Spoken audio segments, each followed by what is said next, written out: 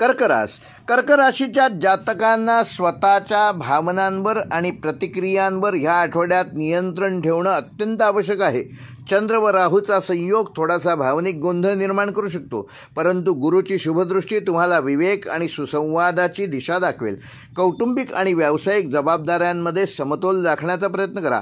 आर्थिक व्यवस्थापन योग्य पद्धतीने करा. प्रेम आणि वैवाहिक जीवनामध्ये संवाद खूप महत्त्वाचा असून स्वतःवर लक्ष केंद्रित करून योग्य निर्णय घेण्यासाठी हा आठवडा उत्तम कालावधी आहे. कर्क राशीचा अधिपती चंद्र या आठवड्यात द्वितीय आणि तृतीय भावात भ्रमण करीत असून त्यामुळे तुमच्या विचारसरणीत थोडासा चढ उतार जाणवेल. बोलण्यामध्ये काटेकोरपणा आणि मनात साशंकता जाणवेल, पण तरीही तुमची अंतर्ज्ञान शक्ती तुम्हाला नेहमीप्रमाणे योग्य मार्गदर्शन करेल. या आठवड्यात आपण भावना आणि बुद्धी यांचं योग्य संतुलन साधल्यास अनेक अडचणी सहज पार करू शकाल. घरातील वडीलधाऱ्यांचे आशीर्वाद, गुरुजनांचा सल्ला आणि स्वतःची निरीक्षण शक्ती ही त्रिसूत्री तुम्हाला यशाच्या मार्गावर घेऊन जाईल. करिअर आणि व्यवसायाच्या दृष्टीने कर्क राशीच्या जातकांना कार्यक्षेत्रात समोरून येणाऱ्या संधीचा योग्य वेळेत उपयोग होणं आवश्यक आहे, म्हणजे संधीचा सदुपयोग करा.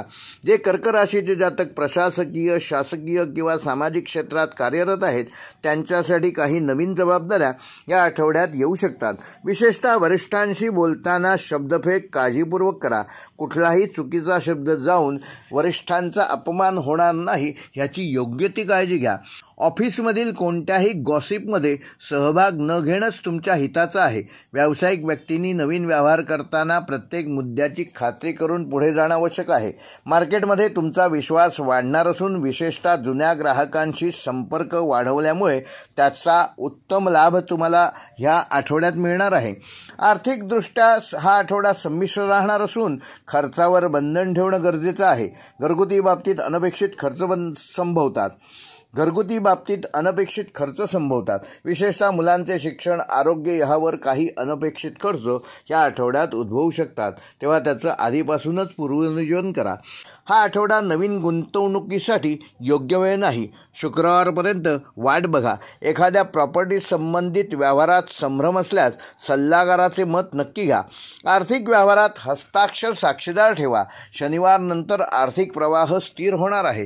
प्रेम व वैवाहिक जीवनामध्ये कर्क राशीच्या जातकांना ह्या आठवड्यात सुसंवाद साधणे आवश्यक आहे.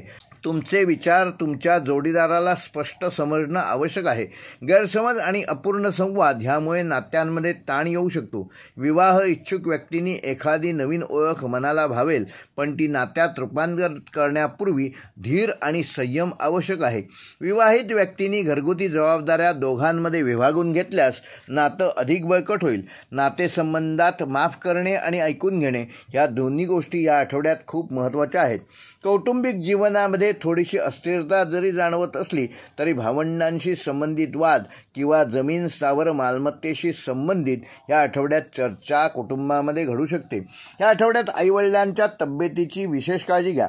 घरामध्ये धार्मिक आणि आध्यात्मिक कार्यक्रम आयोजित केल्यामुळे वातावरण सकारात्मक राहील.